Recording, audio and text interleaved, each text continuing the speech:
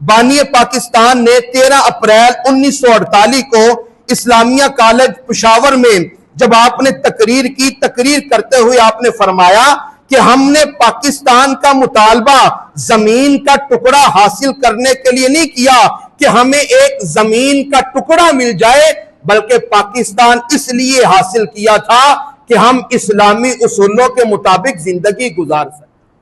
बानी पाकिस्तान ने जब 6 दिसंबर 1943 में जब कराची में ऑल इंडिया मुस्लिम लीग के इजलास से खिताब करते हुए कायद आजम मोहम्मद अली जना ने फरमाया, वो कौन सा रिश्ता है जिससे मुंसलिक होकर तमाम मुसलमान एक जिस्म की तरह है, वो कौन सी चट्टान है जिसके ऊपर इस मिल्लत की इमारत कायम है।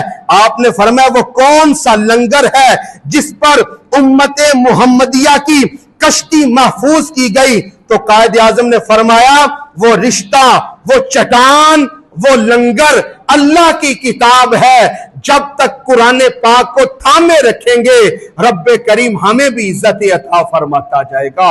इसीलिए तो इकबाल ने कहा था वो मुअज़्ज़ज़ थे जमाने में मुसलमान होकर और हम खार हुए तारिके कुरान होकर।